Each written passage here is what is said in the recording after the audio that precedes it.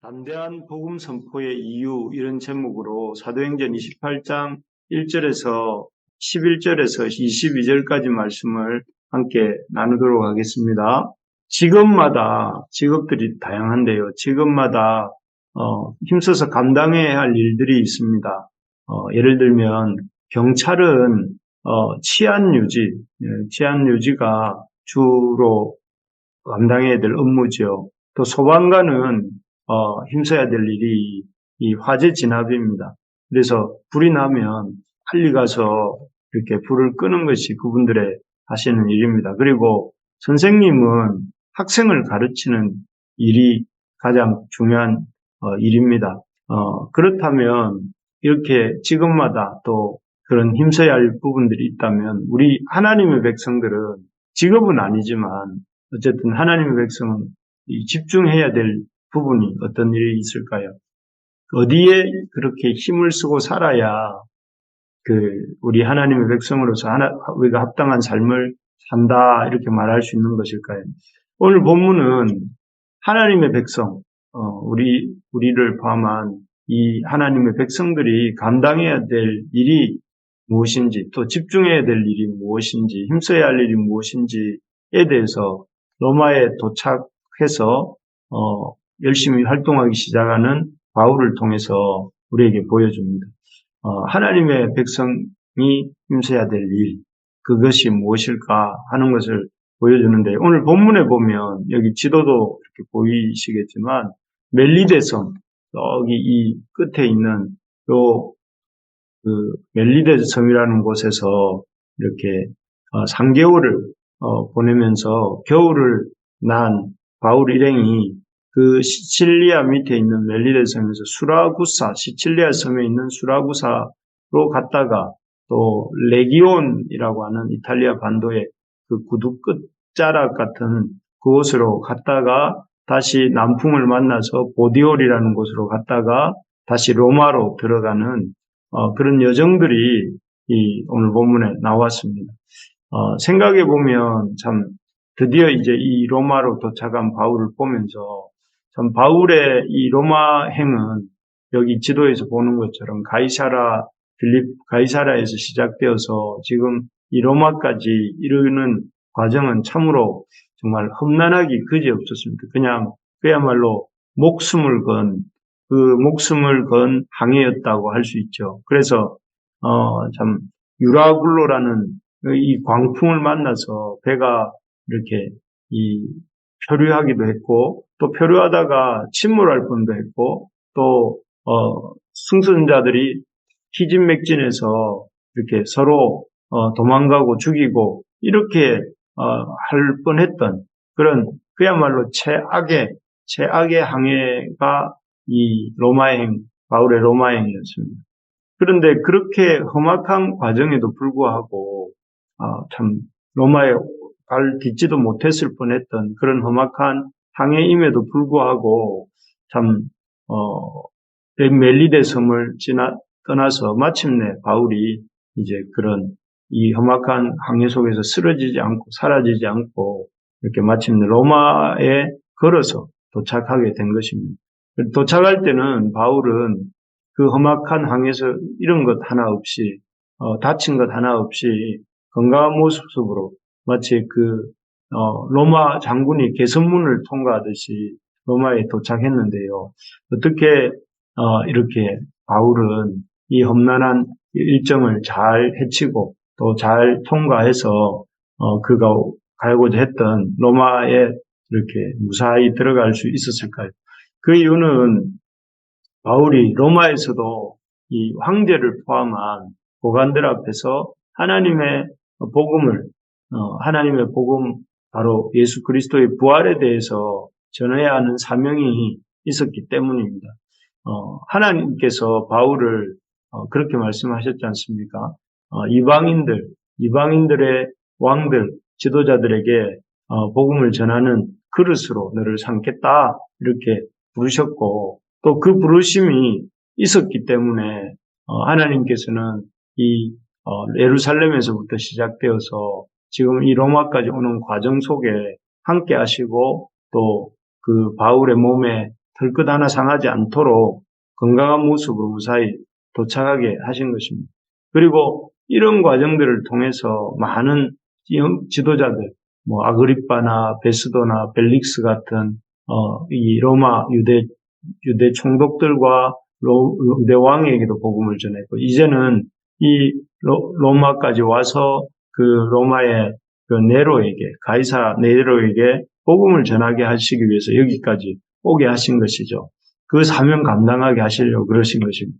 참 그렇습니다. 하나님이 주신 사명을 감당하기 위해 힘쓰는 사람들은 하나님은 그냥 내버려 두지 않으시고 귀히 보시고 또 지켜보호해 주셔서 놀라운 방법으로 그들을 지켜보호하시고 또 축복하신다 하는 사실을 우리가 이 로마에 무사히 도착한 바울을 통해서 이렇게 보게 됩니다. 그리고 그런 하나님의 그 사명 감당자들을 지키시고 보호하시는 그 분의 이런 성품은 오늘날도 하나님의 백성들 또 하나님의 말씀대로 살고자 애쓰는 사람들에게 동일하게 이렇게 적용되고 역사하고 계십니다.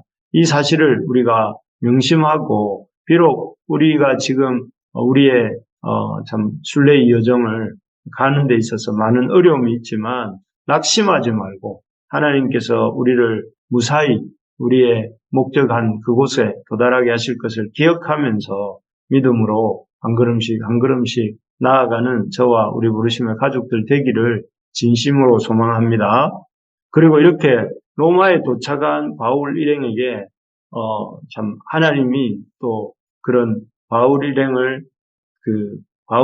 맡은 사명을 잘 감당할 수 있도록 하나님은 돕는 손길들을 붙여주십니다. 15절을 한번 읽어보겠습니다. 그곳 형제들이 우리 소식을 듣고 앞비오 광장과 트레이스 타베르네까지 맞으러 오니 바울이 그들을 보고 하나님께 감사하고 담대한 마음을 얻으니라. 여기에 보면 바울이 담대한 마음을 얻었다 하는데 담대한 마음을 얻은 이유가 무엇인가 하면은 감사하고 담대한 마음을 얻은 이유는 그 뒤에 나오는 것처럼 자신을 맞으러 나온 형제들을 보고 이렇게 했다고 합니다. 그곳 형제들이 자신에게 나오는 것을 보고 감사하고 담대한 마음을 얻게 되었다 이렇게 고백하고 있는데요.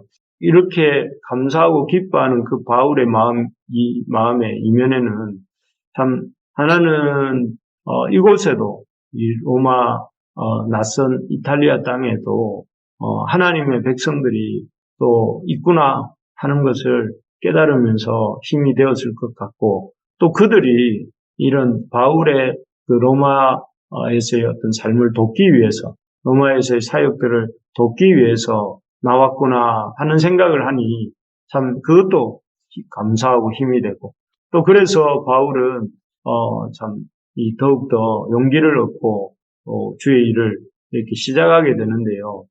참 이 모습을 보면서 참 하나님은 감당치 못할 시험 당함을 허락지 아니하시고 또 시험 당할 즈음에 또한 피할 길을 내셔서 능히 감당하게 하신다 하는 구절이 떠오릅니다. 정말 하나님은 우리가 당신의 일을 감당하고자 할 때에 참 아무것도 없는 것 같지만 그 속에서도 힘을 주시고 또 능력도 주시고 또 부족하면 이렇게 오늘 본문에서 나오는 것처럼 사람들도 붙여주신다 하는 사실을 이렇게 붙들어야 되겠습니다. 그리고 이 사실을 붙들면서 우리가 이 바울처럼 감사하고 담대한 마음으로 이렇게 주님의 사역을 감당하는 우리 모두가 되기를 진심으로 주님의 이름으로 소망합니다. 그래서 하나님은 때와 때에 맞게 또 하나님의 때와 하나님의 방법으로 하나님의 도우심을 주신다 하는 사실을 기억하면서 참 그런 기대감을 우리의 삶에 갖기를 소망합니다. 어쨌든 이렇게 하나님의 부르심대로 로마에 도착해서 또 참 감격적인 이 상륙을 하고 또 동시에 하나님이 보내신 형제들을 만나서 하나님 앞에 감사하고 담대한 마음을 갖게 된 바울이 그 다음에 한 일이 무엇입니까? 17절에 나옵니다.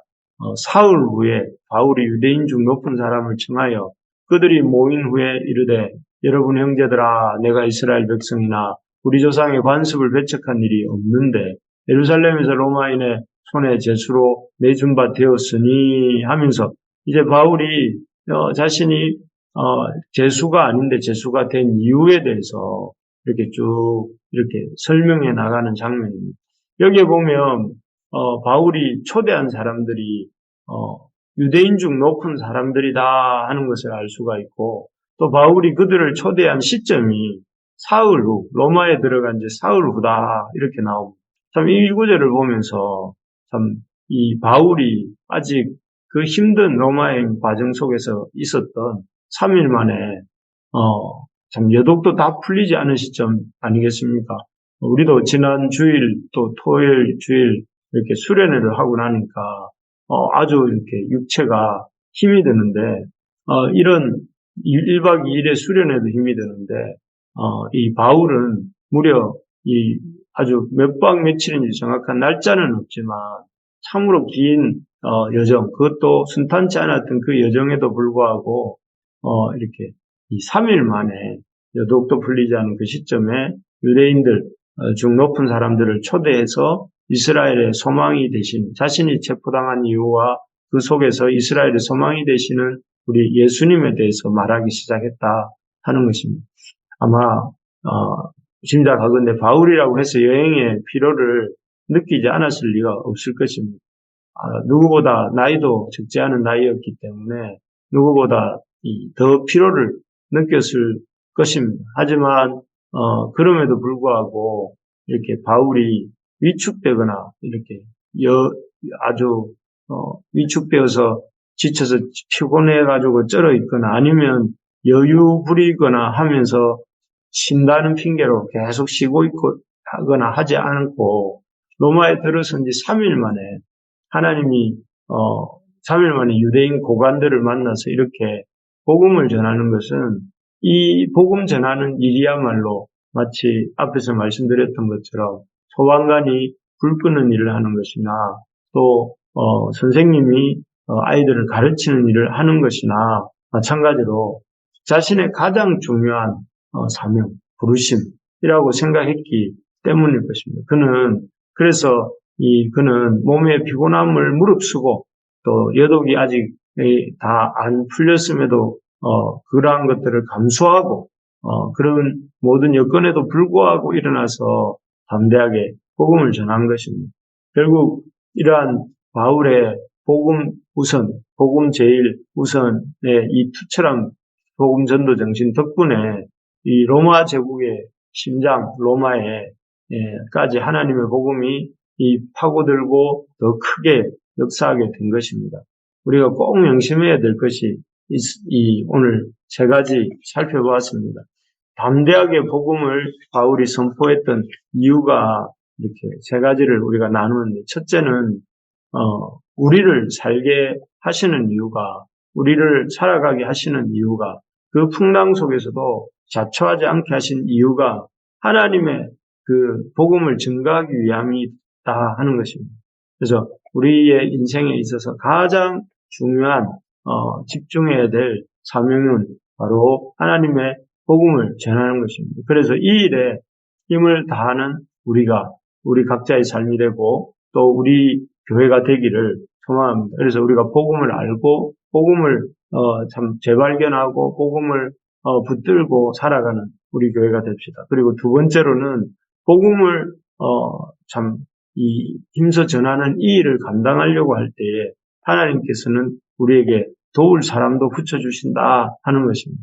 그래서 우리에게 있는 모든 난관도 극복할 수 있게 하여 주시고 또 우리에게 도울 사람도 붙여주셔서 우리 혼자 힘으로 할 수 없는 것들을 다 감당할 수 있는 힘도 주신다 하는 것입니다. 그래서 참 이 가을에는 우리 하는 일이든 또 교회이든 하나님이 돕는 손길들을 붙여주시고 또 참 그러한 이들과 함께 동력함으로 우리 교회가 자라가는 그런 이 주님의 이런 기름 부으심이 있기를 소망합니다. 그리고 우리가 그런 주님의 일을 감당하려고 할 때에 참 우리 주님이 우리를 도우신다는 사실을 믿고 우리가 믿음으로 나아가기를 소망합니다.